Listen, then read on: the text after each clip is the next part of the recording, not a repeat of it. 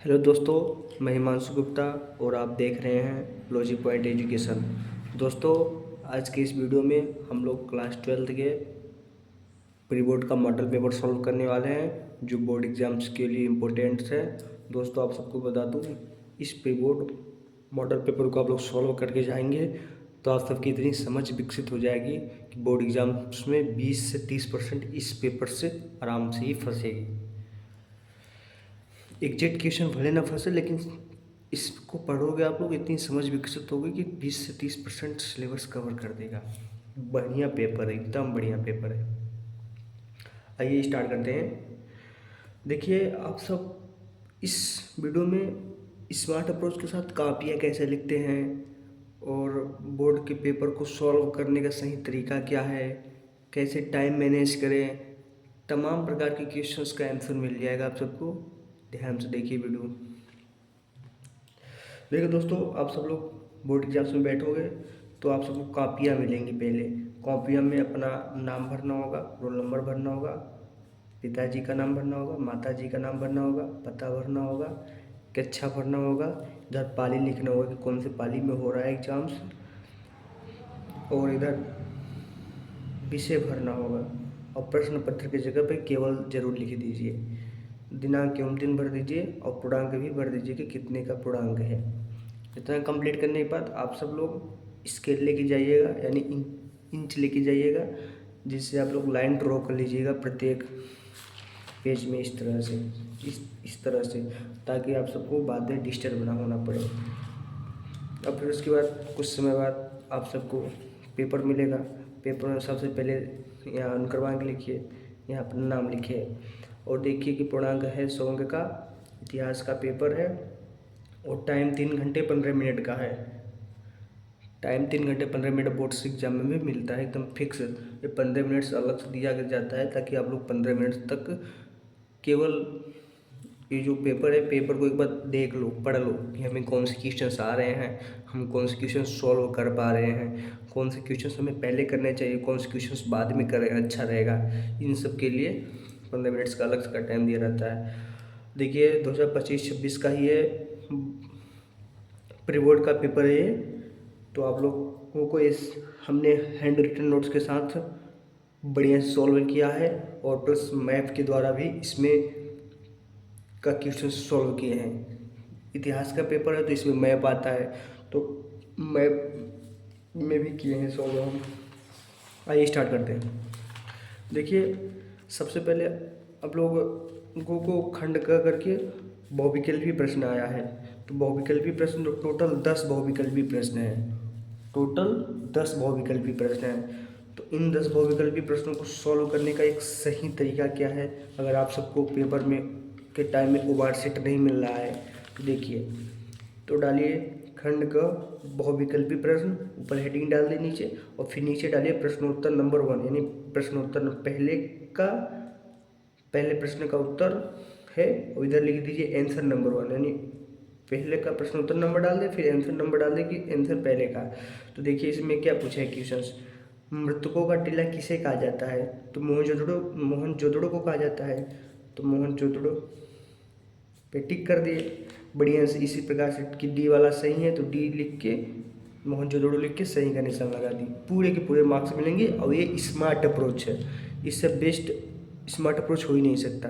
अब ऐसे मत कीजिएगा कि बोर्ड एग्जाम्स में पहले पूरा क्वेश्चंस लिखिए कि मृतकों का टिला किसे कहा जाता है, फिर चारों ऑप्शंस लिखिए, फिर चारों ऑप्शंस लिखने के बाद उसमें से एक टिक करें। वो स्मार्ट अप्रोच नहीं है। टाइम भी बचाना होता है बोर्ड एग्जाम्स में। और देखिए दूसरा क्वेश्चंस, मगध की आरंभिक राजधानी थी। मगध की आरंभिक राजधानी क्या थी? इसमें देखिए राजगीर। तो कैसे उत्तर दिए हैं कि आंसर नंबर 2 का सी वाला सही है, तो सी लिख के राजगीर कर दिए, यानी राजगाह के नाम से भी जाना जाता है। तीसरा क्वेश्चन, शूद्रक द्वारा रचित ग्रंथ है मृच्छकटिकम है। इधर देखिए मृच्छकटिकम सही का निशान लगा दिए। और फिर देखिए चौथा क्वेश्चन, फ्रकोइयस बर्नियर था, तो इतिहासकार था। तो इधर देखिए इतिहासकार लिख दिए। इस प्रकार से उत्तर देना होगा आप सबको बहुत स्मार्ट अप्रोच के साथ। बासनवा के अनुयायी कहे जाते थे तो लिंगायत कहे जाते हैं। तो इधर देखिए उत्तर लिंगायत। बृहदेश्वर मंदिर स्थित है तंजावर में, तो तंजावर सी वाला सही है, तो सी लिख के तंजावर लिख दिए। ये स्मार्ट अप्रोच दोस्तों, बहुत कम टाइम लगता है। हमने अपना प्रीबोर्ड पेपर दे रहा था, देखा तो मैंने कि मेरे स्कूल के कई दोस्त लोग ऐसे थे जो पूरा क्वेश्चंस लिखते थे और फिर उसका 4 ऑप्शन लिखते थे, फिर उसमें से एक टिक लगाते थे। वो क्या मतलब है, इसमें टाइम लगता है। विजयनगर साम्राज्य में सैन्य प्रमुख कहलाता था, तो नायक कहलाता है, तो नायक लगा दिया ऑप्शन। बंगाल में अस्थायी बंदोबस्त किसने प्रारंभ किया? तो बंगाल में अस्थायी बंदोबस्त लॉर्ड कॉर्नवालिस ने प्रारंभ किया था, बिल्कुल सही निशान लगा दिए। आइए आगे दिखाते हैं, दो क्वेश्चन है बहुविकल्पी। देखिए 1857 ईस्वी के विद्रोह के समय मुगल शासक कौन था? तो 1857 के समय में मुगल शासक बहादुर शाह जफर था, तो इधर देखिए हमने उत्तर लिख दिया बहादुर शाह जफर, प्रश्न उत्तर नंबर 9 का। और देखिए निम्नलिखित में से कौन सा आंदोलन महात्मा गांधी से संबंधित नहीं है? तो होम रूल आंदोलन महात्मा गांधी से संबंधित नहीं था, इसलिए होम रूल आंदोलन लिख के सही कर दिए। बस सॉल्व हो गया बढ़िया तरीके से। इसी प्रकार से प्रश्न उत्तर डाल के एक सीरियल में डालिएगा ताकि देखने में अट्रैक्टिव लगे काफ़ी। अब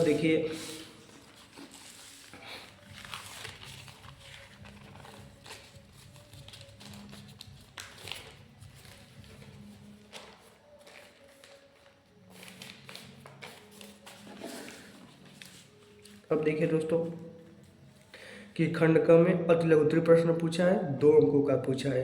तो आप सबको बता दें अति लघुत्तरीय प्रश्न है जिसका उत्तर सही एवं सटीक देना होता है और कम से कम 4-5 लाइन के अंदर दे देना होता है ताकि बढ़िया मार्क्स मिल जाए। ज़्यादा लिखने की जरूरत नहीं होती है अति लघुत्तरीय प्रश्नों में के उत्तर देने में। तो देखिए इसमें क्या पूछा है क्वेश्चन, आप लोग ऐसे डालिए खंड ख अति लघुत्तरीय प्रश्न, यहाँ अंक भी डालना हो तो डाल दीजिए। यहाँ पे लिखिए प्रश्नोत्तर नंबर 11, प्रश्नोत्तर नंबर 11, फिर आंसर नंबर 11, वही स्मार्ट अप्रोच के साथ जो भी पिछले बार भी बताए थे। फिर इसी का उत्तर दीजिए कि काली बंगा का शाब्दिक अर्थ काले रंग की चूड़ियाँ होती है। काली का मतलब काला एवं बंगा का मतलब चूड़ी होता है और यह राजस्थान राज्य के हनुमानगढ़ जिले में स्थित है। बस एकदम सही एवं सटीक उत्तर हो गया, पूरे के पूरे मार्क्स मिल जाएंगे। 2 अंक का है तो 2 अंक पूरा मिल जाएगा। इसमें कॉपी जो सर लोग चेक करेंगे वो भी इस प्रकार की कॉपियों को केवल देख के अच्छे से अंक दे देंगे, कहेंगे कि हाँ स्मार्ट अप्रोच के साथ कॉपी लिखी गई है, एक तरीके से लिखी गई है, साफ सुथरी लिखी गई है, पूरे मार्क्स मिलेंगे। और देखिए प्रयाग प्रशस्ति की रचना किसने की, यह किस शासक से संबंधित है? तो देखिए दोस्तों प्रयाग प्रशस्ति की रचना कवि हर्षण ने की। यह रचना अभिलेख शास्त्र है और यह भारत के नेपोलियन कहे जाने वाले समुद्रगुप्त शासक से संबंधित है। बढ़िया उत्तर हो गया सटीक। देखिए तीसरा क्वेश्चन का आंसर, सगुण और निर्गुण भक्ति परंपरा का क्या आशय है? देखिए एकदम सही एवं सटीक उत्तर है, आप लोग पढ़िए, अच्छे से पढ़िएगा। देखिए कालीन मैकेंजी के विषय में आप क्या जानते हैं? तो आप लोग जो भी कालीन मैकेंजी के बारे में जानते हैं वही लिखिए। तो कितना सटीक उत्तर है। कालीन मैकेंजी एक प्रसिद्ध ब्रिटिश सर्वेयर, इतिहासकार एवं पुरातत्वविद था। इन्होंने भारत के दक्षिण भारत में व्यापक सर्वेक्षण का कार्य किए, इसलिए भारत के पहले सर्वेयर जनरल माने जाते हैं। इनकी प्रसिद्ध पुस्तक मैकेंजी संग्रह है। यही जानते हैं हम उनके बारे में, तो लिख दिए यही। और देखिए लॉर्ड डलहौजी की हड़प नीति का क्या उद्देश्य था? तो लॉर्ड डलहौजी की हड़प नीति, तो लॉर्ड डलहौजी भारत का गवर्नर जनरल था जिसे पूरी शक्तियाँ दी गई थी कि हाँ ये कुछ भी नियम कानून बनाए। ईस्ट इंडिया कंपनी की जो गवर्नर जनरल था लॉर्ड डलहौजी था। इसका कार्यकाल 1848 से 1856 तक था। तो लॉर्ड डलहौजी की हड़प नीति का उद्देश्य इधर हेडिंग डाल के लिखे हैं कितने अच्छे से। थोड़ा सा पहले लॉर्ड डलहौजी के बारे में बता दिए और फिर लॉर्ड डलहौजी की हड़प नीति का थोड़ा लिख दिए कि ब्रिटिश भारत का विस्तार करना चाहता था। बिल्कुल देशी रियासतों को भारत में मिलाना, विशेषकर जहां कोई उत्तराधिकारी में सगा पुत्र न हो। देखिए, दस्तक पत्रों को उत्तराधिकार से वंचित करके रियासतों को हड़पना। दस्तक पत्रों का मतलब कि जैसे कोई भी राजा हैं, उनके पुत्र नहीं हुए या फिर पुत्री भी नहीं है, तो वे लोग किसी को गोद लेते थे, तो उन्हें, जिनको गोद लिए ना, उन्हें दस्तक पुत्र कहा जाता था। तो डलहौजी का हड़प नीति में ये नियम लागू नहीं था कि वो तुम किसी को भी दस्तक पुत्र ले लो और उत्तराधिकारी बना दो, वो गलत शासन कर रहा था। भारत में ईस्ट इंडिया कंपनी की शक्ति को बढ़ाना चाहता था। बिल्कुल सही बात, एकदम सही, हम सटीक उत्तर दे दिए। अब देखिए दोस्तों,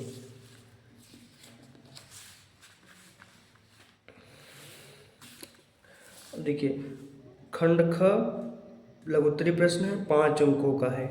तो प्रश्न उत्तर नंबर यहाँ पे डालिए 16 की, प्रश्न उत्तर नंबर 16 का उत्तर दे रहे हैं, और यहाँ पे जरूर डाल दीजिए कि खंड ख लघुत्तरी प्रश्न, ताकि टीचर्स जल्दी जल्दी कॉपी चेक करते हैं तो उन्हें पता चल जाए कि लघुत्तरी प्रश्न है, 5 अंकों का, यहाँ अंक भी डाल दीजिए, तो उसके हिसाब से आप लोग लिखे हैं।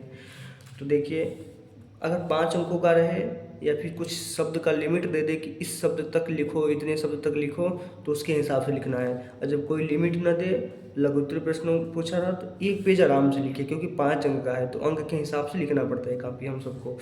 इतिहास का पेपर है तो जानते हैं इतिहास में लिखना पड़ता ही है। तो प्रश्न क्या पूछा है, हड़प्पा सभ्यता काल में प्रचलित समाधान की पद्धति का उल्लेख कीजिए। देखिए, आंसर नंबर 16 डाल दिए। थोड़ा सा हड़प्पा सभ्यता के बारे में आप लोग बता देंगे, फिर उसके बाद समाधान की पद्धति के बारे में उल्लेख करेंगे, तो बढ़िया अट्रैक्टिव कॉपी हो जाएगी, ज़्यादा अक्षर भी लिख पाएंगे आप लोग, वो बढ़िया से उत्तर भी देंगे, पूरे के पूरे मार्क्स मिल जाएंगे तब। तो देखिए, हड़प्पा सभ्यता 1850 के दशक में अलेक्जेंडर कनिंघम ने शुरू किया था, किंतु 1921 में सर्वप्रथम राय बहादुर दयाराम साहनी के द्वारा खोजा गया था। हड़प्पा सभ्यता को सिंधु घाटी की सभ्यता भी कहा जाता था। इसकी समयावधि लगभग 2600 बीसी से 1900 बीसी तक माना जाता है। अब हो गया हड़प्पा सभ्यता के बारे में। अब थोड़ा सा नीचे लिखेंगे कि हड़प्पा सभ्यता काल में प्रचलित समाधान की पद्धतियाँ, यानी समाधान का मतलब था कि मृतक के शव को उचित देखभाल करना सम्मानपूर्वक। बिल्कुल सही बात। कुछ जगहों पर दाह संस्कार यानी आग में जलाते थे शवों को, और कुछ जगहों पर दफन क्रियाएं भी होती थी, यानी जो शव थे उसको दफनाते थे हड़प्पा सभ्यता के लोग। मृतक के साथ रखी वस्तुएं और कब्र की व्यवस्था समाज के नियमों अनुसार होती है, ये भी बात सही है। अर्थात वर्तमान समय के अनुसार ही शवों को जलाते थे, दफनाते थे और सम्मानपूर्वक सुरक्षा करते थे। वर्तमान हम लोगों के समाज में भी यही होता है कि कोई भी इंसान है, अगर इंसान की मृत्यु हो जाए तो हम लोग भी यही करते हैं कि मुस्लिम समुदाय के लोग उन्हें दफना देते हैं, हिंदू समुदाय के लोग उन्हें लगभग जलाते हैं, नहीं तो वो लोग भी कहीं कहीं सम्मानपूर्वक के साथ रखते हैं, जैसे गंगा जी में बाद में बहा देते हैं, या फिर कहीं अपने आसपास दफनाते हैं हिंदू के लोग भी। तो यही सब प्रक्रिया उस हड़प्पा सभ्यता जो बसी थी, तो उन लोगों में भी अगर मृत्यु होती थी किसी को तो यही प्रक्रिया अपनाते थे। इमेजिनेशन के थ्रू समझिएगा, बढ़िया से समझ में आएगा, बढ़िया से आप लोग समझ जाओगे तो उत्तर लिखने में कोई प्रॉब्लम्स नहीं है। अब देखिए, प्रश्न 17 में क्या पूछा है, जैन धर्म और बौद्ध धर्म में क्या क्या अंतर था। तो देखिए, अभी बताएं, थोड़ा सा जैन धर्म के बारे में लिखिए, फिर थोड़ा सा बौद्ध धर्म के बारे में लिखिए, फिर जैन धर्म और बौद्ध धर्म में अंतर लिखिए, हेडिंग डाल के ब्लैक पेन में, बढ़िया अट्रैक्टिव लगेगा, बढ़िया अंक मिलेगा। अब इसमें देखिए, एक पेज में लिखने लायक था नहीं, ये क्वेश्चन का आंसर लग रहा था कि थोड़ा इसको ज़्यादा बढ़िया उत्तर दे सकते हैं, तो बढ़िया से और आगे बढ़ा दिए। तो हो सकता है कि 1 से 1.5 पेज हो जाए, लेकिन उत्तर के हिसाब से चलना पड़ता है, प्रश्न के हिसाब से कि हमें कितना उत्तर देना है। अब देखिए, क्वेश्चन नंबर 18, कृष्णदेवराय को विजयनगर का महान शासक क्यों माना जाता है। अब देखो, मैंने एक और स्मार्ट अप्रोच लगाया। इस क्वेश्चन को मेरे को लग रहा था थोड़ा डाउट है, मैं इसको बाद में करूँ, तो इसमें से हमें जो पहले आ रहा था, आप लोग भी यही करिए, इसमें से जो पहले आए उस जो अच्छे से आ रहा है उसका प्रश्न उत्तर नंबर डालिए। तो जैसे मैंने 21 डाला, फिर आंसर नंबर 21 का उत्तर लिख दिया, बिल्कुल मार्क्स मिल जाएंगे। टीचर लोग कॉपी चेक करेंगे तो उन लोगों को प्रश्न उत्तर से मतलब होता है कि कौन से प्रश्न का उत्तर कौन से का उत्तर दिया गया है, कौन से प्रश्नों का, वो लोग बस जांचेंगे कॉपी। देखिए, 1857 की क्रांति क्यों असफल रही, तो अभी बताया थोड़ा सा 1857 की क्रांति के बारे में इधर लिखिएगा आप। फिर 1800 क्रांति की असफल होने का कारण, एक पेज में बढ़िया मार्क्स मिल जाएंगे। अब देखिए, गुरु नानक के जीवन परिचय एवं प्रमुख शिक्षाओं का संक्षिप्त वर्णन कीजिए। आप लोग पढ़िएगा, बहुत अच्छे से पढ़िएगा और लिखिएगा, बढ़िया से उत्तर, एकदम सही एवं सटीक उत्तर है। हर एक प्रश्न को सॉल्व किया हूँ मैंने। तो देखिए जी, गुरु नानक का जीवन परिचय आप लोग बढ़िया से पहले देंगे, फिर उनके द्वारा जो शिक्षाएं प्रदान की गई थी उसके बारे में लिख दिए, बढ़िया से एकदम सही एवं सटीक उत्तर। आप लोग पढ़िएगा दोस्तों, वीडियो को थोड़ा रोक के बढ़िया से लिख के पढ़िएगा ताकि आप सबको समझ में आए। और देखिए, प्रश्नोत्तर नंबर 20 में गांधी इरविन समझौता पर संक्षिप्त में प्रकाश डालिए पूछा है। तो बढ़िया से पहले गांधी इरविन समझौता के बारे में लिख दिए और फिर गांधी इरविन समझौता के पॉइंट में क्या क्या हुए थे उसके बारे में है बढ़िया से। तो आप लोग पढ़िएगा, ठीक है। अब देखिए, अब मैं यहाँ पे जाके लिखा हूँ प्रश्नोत्तर नंबर 18 का उत्तर कि कृष्णदेव राय को विजयनगर का महान शासक क्यों माना जाता है। तो इसमें भी मैंने यही अप्रोच किया हूँ कि आंसर नंबर 18 डाल के थोड़ा सा पहले विजयनगर साम्राज्य के बारे में ही लिख दिया, फिर उसके बाद विजयनगर साम्राज्य के जो महान शासक कृष्णदेव राय थे उनके बारे में लिखा। आप लोग पढ़िएगा, बढ़िया एकदम सटीक उत्तर है। हमें तो समझाना है आप सबको कॉपियाँ कैसे लिखनी है अच्छे तरीके से, स्मार्ट अप्रोच के साथ।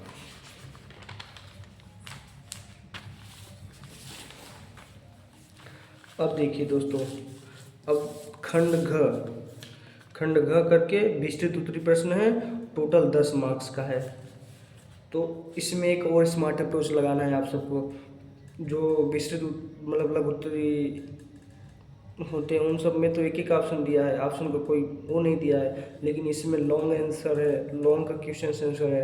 तो इसमें आप सबको एक ऑप्शन में दिया रहता है कि क्या इसको करो चाहे इसको करो, इसमें आपकी चॉइस है। तो जो आपको अच्छे से आ रहा है उसको चूज कीजिए कि हम उसको कर सकते हैं। इसमें देखिए, मैंने सिंधु घाटी सभ्यता एक नगरीय सभ्यता थी, इस कथन के आलोक पर नगर नियोजन की विशिष्टताओं का उल्लेख कीजिए। इसको उत्तर देना थोड़ा अच्छा समझा, तो इसको उत्तर मैं दिया हूँ। तो इसमें देने के लिए आप लोग सबसे पहले थोड़ा सा ऐसे डाल दीजिए कि प्रश्नोत्तर नंबर 22 का आंसर नंबर 22, लेकिन थोड़ा सा ऊपर डालिए ना कि सिंधु घाटी सभ्यता डैश डैश डैश कीजिए, ताकि लगे जो कॉपी चेक कर रहे हैं टीचर्स लोग, उन लोगों को लगे कि हाँ इसी का उत्तर दिए हैं।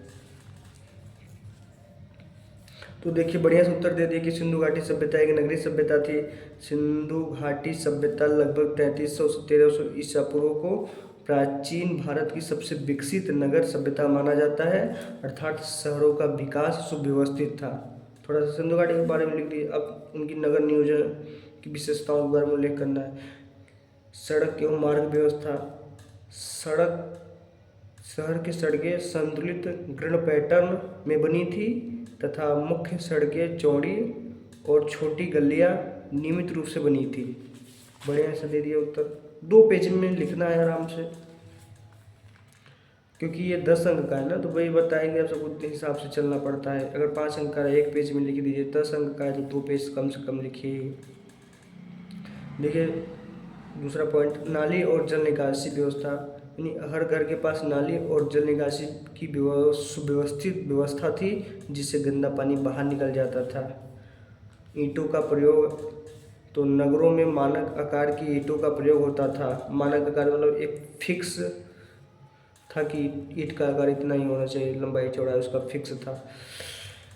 चौथा, सार्वजनिक भवन और भंडार, यानी अन्न संग्रह के लिए बड़े भंडार थी तथा स्नानागार जैसे सार्वजनिक व्यवस्थाएं भी थी। इसमें भी ये सारी प्रक्रिया देखने को मिलती है।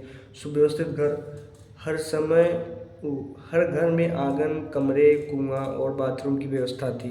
सुव्यवस्थित हड़प्पा सभ्यता कहे जाने वाली सिंधु घाटी की सभ्यता सुव्यवस्थित तरीके से बसी थी, उसी के बारे में लिखना है।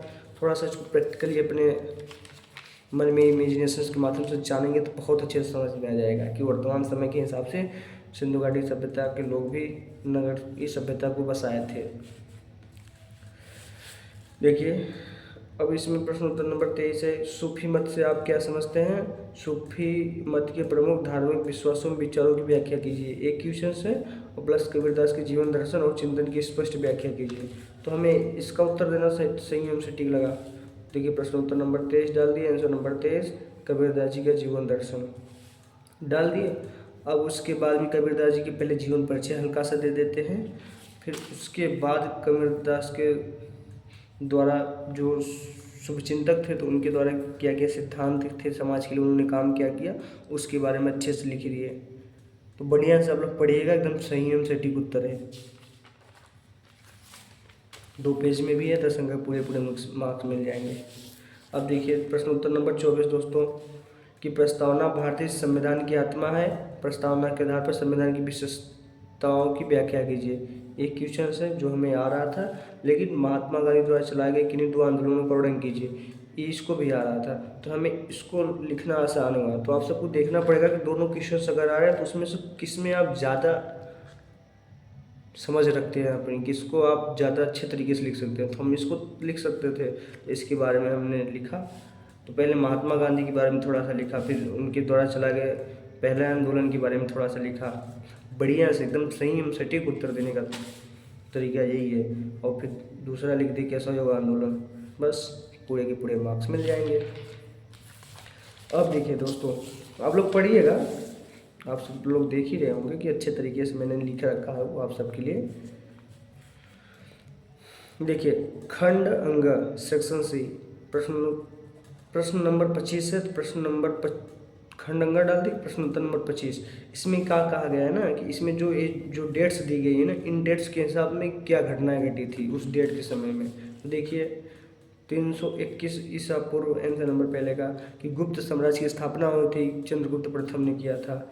और आंसर नंबर दूसरा 606 में, तो 606 में हर्षवर्धन का शासन आरंभ हुआ था, एक सम्राट हर्षवर्धन थे ना, उन्हीं का शासन आरंभ हुआ था।